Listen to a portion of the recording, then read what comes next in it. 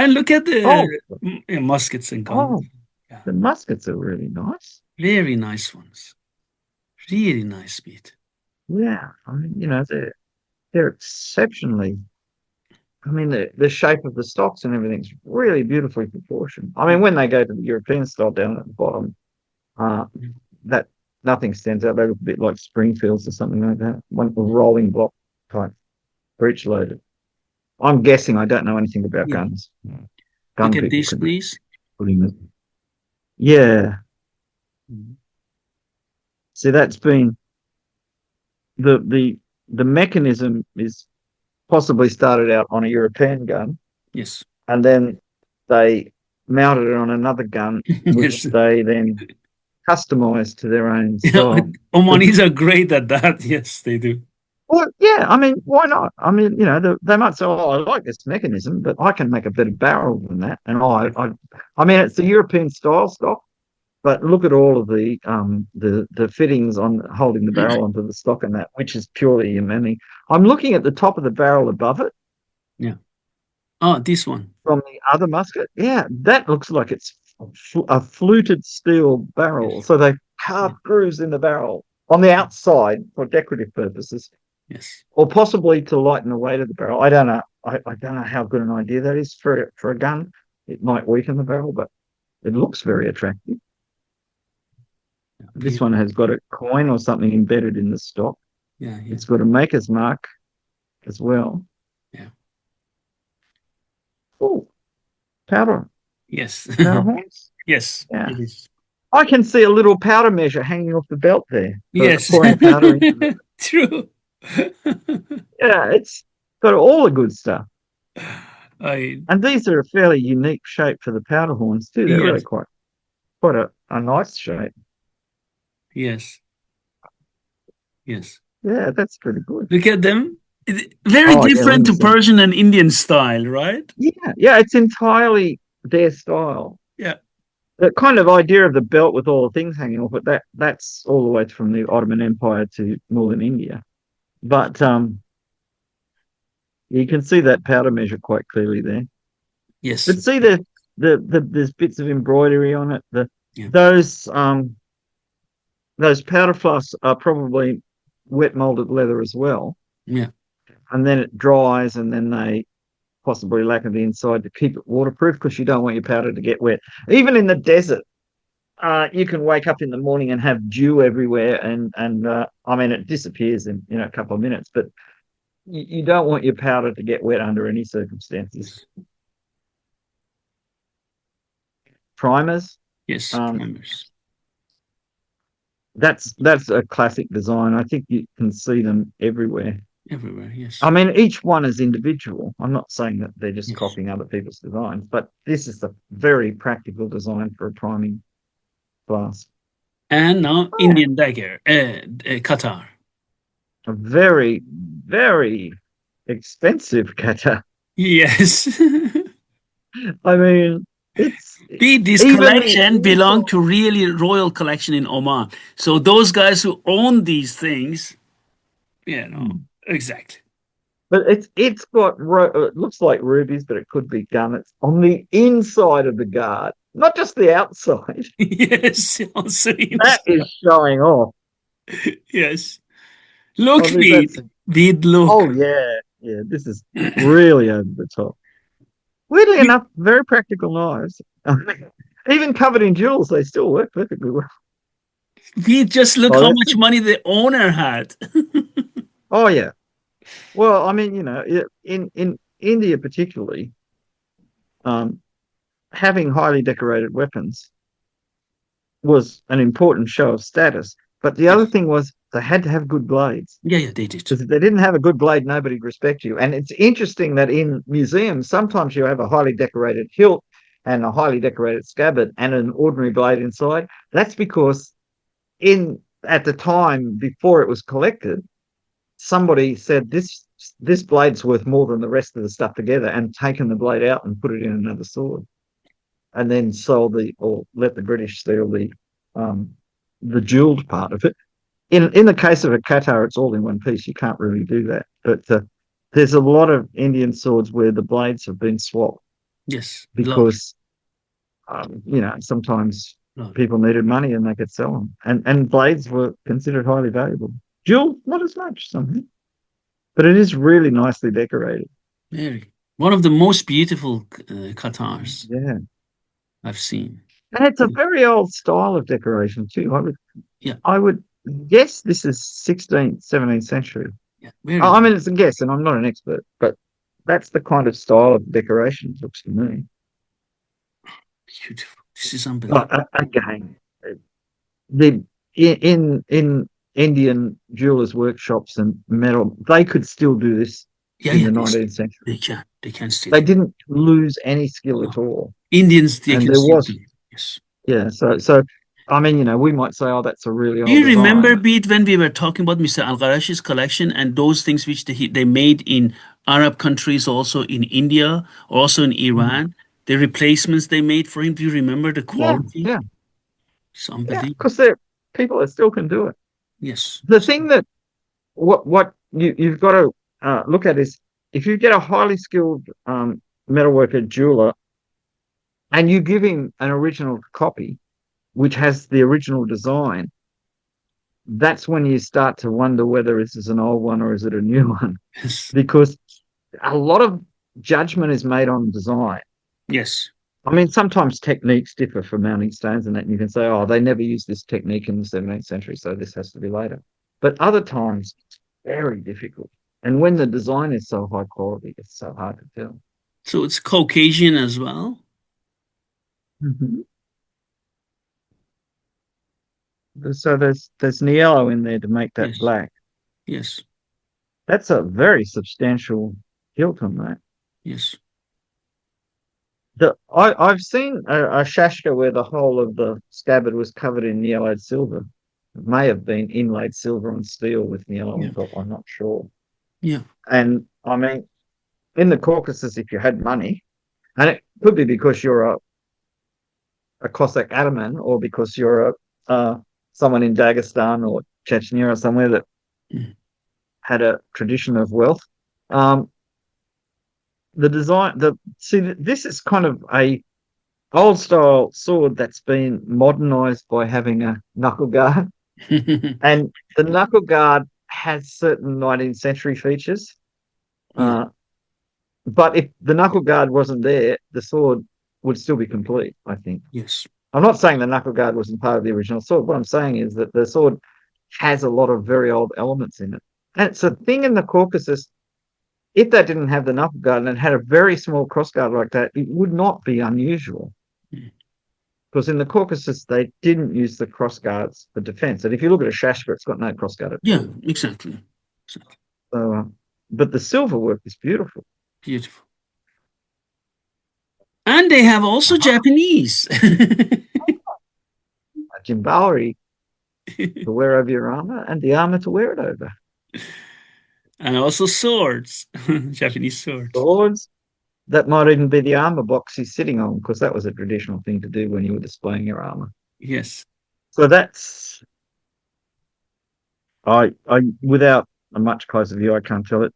It looks like it's Kozani, individual scales, but it could be Kitsuki Kozani, where they mold a row to look like individual scales and put the holes in it and then lace it together. Maybe from this side, look at the shoulder protection bead. Yeah, there's an Osode, which the armor itself is in a style that probably Osode weren't being used with at the time, but they would have a daimyo, like a lord in Japan, would have a set of Osode made for an armor that might actually be practical at the time. Uh, but it's all done of a piece with the main armor. You look at the way the Hishinui are the orange part at the bottom of each part of the armor is a thick lace going through pairs of holes that cross over. Hmm. And this is classic for the bottom row of a laced armor, Hmm. usually a different color from the rest of the lacing. They have a different colored lacing running down the edge of the armor Hmm. as well. That little gilded bar at the back that has two rings on it, and those two rings are meant to tie to the bow on the back of the armor to stop the shoulders going forward when Yeah. you're wearing it. So everything has got some kind of practical use, Yes. even though it's such a highly decorated armor. And as the Japanese said at the time, the problem with this armor is when it rains, water gets into all the lacing. And even though the scales are all lacquered, so the water doesn't get into the scales, but the lacing gets heavy, and then insects breed in it. It's a real mess.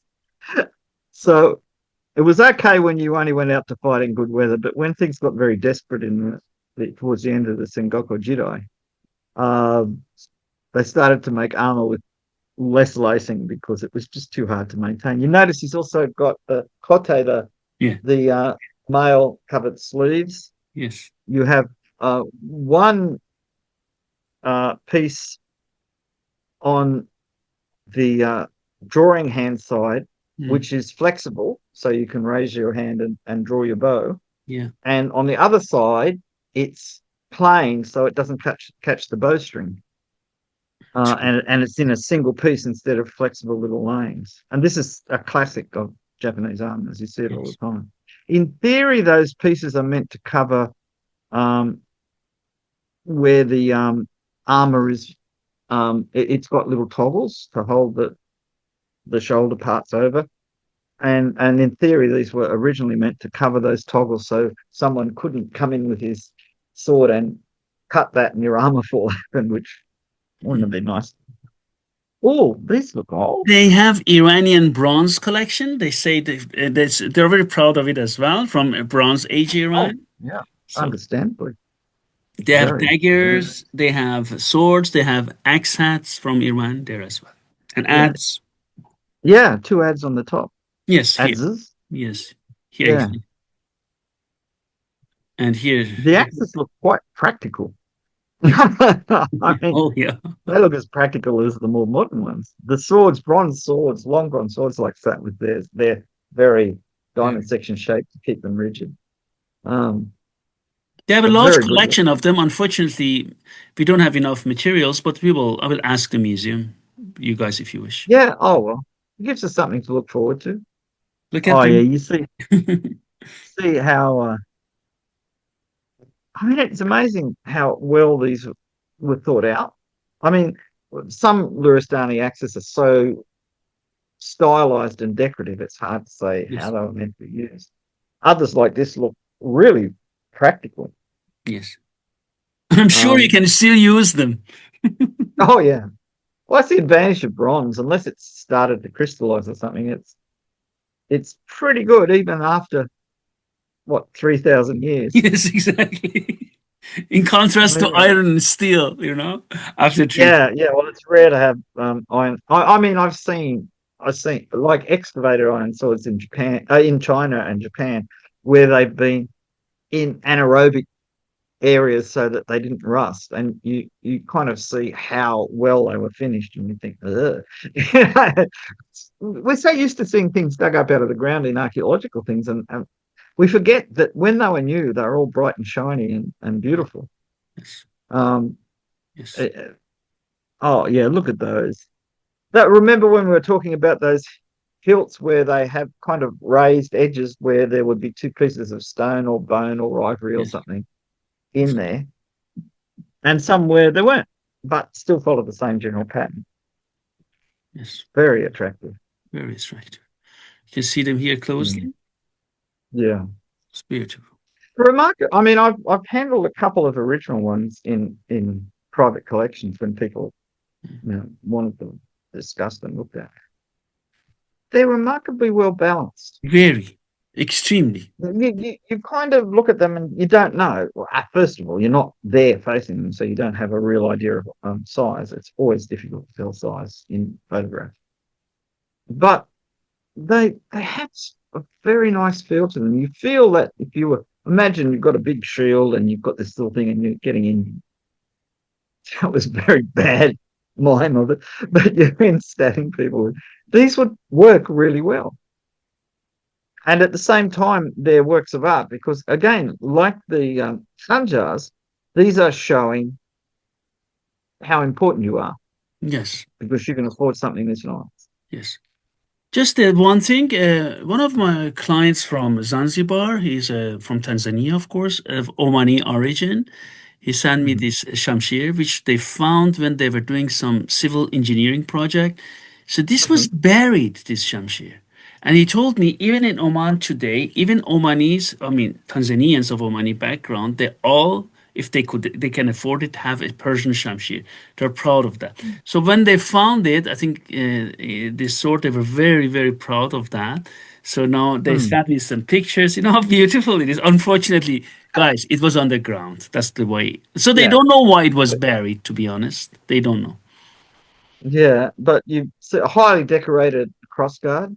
Yeah, You can see how proud the yeah, engraving is. It looks like the grips, the tang cover at the back has sprung away from the thing. Which yes, again, if you bury these things, that's what happens, I suppose. yes. And imagine Tanzania with that rich, moist soil. There's probably lot, lots of things. It's a wonder it survived, to be honest. Yeah, Um, yeah, but this is an amazing thing to find when you're digging the foundations for a building or something. yeah. Yeah, It's unbelievable, it's huh? incredible. Yeah, and it Unbelievable. goes to show how far and wide people like Persian swords. Yes, exactly. I was really surprised to hear that, right? So, and then we go to one more thing. This is in the markets of Oman. Okay, guys, they also make, there are some cheap products which go internationally with stamped blade. These are not what we are Mm, talking about. These ones have all good blades. They're also not cheap, they're expensive, they're pricey, mm. right? So we're not showing you some of those with stamped blades or, all those fake ones. No, no, this is high grade stuff. High grade stuff. So you can see what you can still Yeah. buy in Oman, right? Well, this is it. The silversmiths and the metalsmiths who are making the blades and that still have all the skills. Yes, I mean, the decoration on these scabbards is very high quality, yes, and there's clearly that nail decoration on the horn yes, grip scales is yes. clearly very popular, Very. um, and it really stands out. I mean, to be honest, if you had this and you were somebody that wore one of these, every time you polished it, that design would come out really strongly again because those little nails that make up the pattern, pieces of wire, are probably 2 or 3 millimeters deep into the horn, so that you could polish this for 3 or 4 centuries before you'd lose the pattern. It's a kind of really good practical way of putting a design in, and clearly they knew all about it. Yes. Look at these, for Really, it's a example, please. Look what they oh have my goodness, kept. Honestly. yeah. The It's the skill level at two areas in design and execution is as good as the old ones, isn't it? yeah, exactly. As good as the old ones. It's impressive. But then Impressive. they still have cultural value within the society, so therefore they're prepared to put the effort Yes, into it. When that's the people have reason. forgotten why they have things, and it's not their fault because everything changes, but it's wonderful to see a tradition still lasting, still this Yes, good. I find it very, very important. You're right. Look at this bead. Yeah. Oh yeah. These metal workers, I mean the silversmiths particularly, are just so skillful. And the traditional Andrea said she designs. went to different shops. There's a souk bazaar for that. He said she Yeah. went it. There were thousands of them, and said Mm. all Omanis, of course, as you said, all men wear one, right? Yeah. Yeah. So there is a huge market for that. This is this is what it used to be like in Indonesia. Every man would wear a kris. Yes. And usually if you were wealthy enough, you'd have several. You'd have one to wear, at the Eid al-Fitr and all this kind of stuff. You'd have one for special ceremonial days. You'd have one for weddings. You'd have one to go and visit the Sultan. This was it's how a well-dressed man was dressed. Yes. Yes. And look at this one. Oh yeah. I've Oh, occasionally seen these in Australia where people have brought modern ones over because there's been a trade fair. In the old days, we used to have trade fairs near where I live from Syria, and you'd have all kinds of contemporary crafts. And a lot of old things were still being made with a high level of skill, Yes. I love those. which is very nice to see. Very nice. Yes. Look at this speed. Oh yeah. See the look at the again, I'm looking at the belts and going, look at the quality of that workmanship. Yeah. Look at the what kind And, of belts they still can make, dude. yeah, I mean, I'm pretty sure the Omanis were famous for their leatherwork as well as their metalwork. Because there's like if you read American books on leather braiding and like cowboy crafts and that, a lot of these came from the Spanish. Yes. And I've got a book on cowboy saddle gear, and there are photo. This is from the '60s or something, and there are photographs in it of Omani daggers to show you leather braiding techniques. Because people that are interested in that kind of stuff, it cross cultural boundaries Yeah. really well. But these daggers are so iconically Omani and Yemeni, the Yemeni style one. Yes. And even the hats on top of the rings, Yeah, I was looking at that too. But everything seems to fit into the standard pattern, Yes. and there is a continuity between the design on the leather of the belt and the design on the parts of the scabbard that are covered with leather as well. It's So unbelievable. the embroidery and all that kind of thing, just such high quality. Look how many. Oh well, yeah, there's only a few here.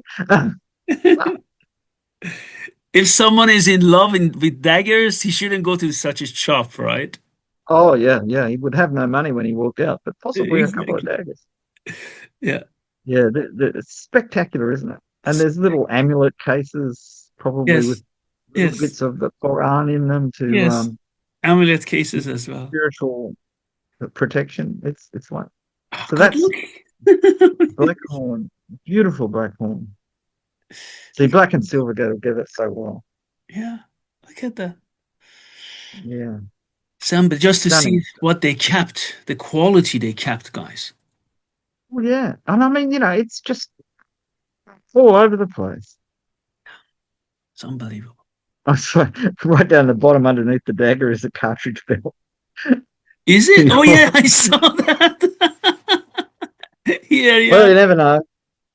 We're Yeah, not we're not we're exactly. not stuck in the past. We I keep didn't modern. see it first. No, you just pointed Yeah, out. Yeah, you're right. yeah. There is one. Yeah. But Look at I this. looking at it, the silver work is superb. It's really lovely. Mhm. Yeah, you're really unbelievable. It's incredible. That's all. So this is also a one. More pictures of Mhm. one of them. Just it's also very nice. Yeah. Again, they've just captured the design so well. Yes. And again, these multicolored horn pieces, or Yes. I'm assuming this is more likely to be buffalo horn, because Yes. when I make thumb rings out of or Yes. sheep horn Buffalo. sometimes too, Yes. you get these different colors in it. Yes. And when you polish it, they kind of it looks like agate or something. It's got that multicolored Yes. lines through It it. looks like Attractive. agate. You're right. So beautiful. So that's a different style of scabbard. Yes. It's not the L-shaped scabbard. It's a simple No. curve, No. Simple which curve. is basically following the knife pretty much. Yes. Still, So be it. This was our journey to Oman, Muscat. Did you like it? well, I'm very impressed by the high level of workmanship and by the fact that they've kept the skill. Yes. That's good. That's And it's really so excellent. impressive when you see that and you know that that so often these Yes. things disappear over time because there's no market. There's no market, there's no reason to keep the skills. But here or there, they've had a market because it's part of every man's dress to have one of these. And they also have the skilled workers to produce them. I mean, you see really bad ones, which I often think are machine made. They just have stamps to make the patterns in there. Whereas those have all been hammered out individually and soldered, and it's exceptionally high quality work. Exceptionally, really, very, very nice. It's really lovely to see these items being made still. Oh yeah, yeah. It's a great pleasure. Thanks a lot, Vid, and I wish you a nice day. And thank you for the Thank you. talk. Thank you. It was a great pleasure. Thank you.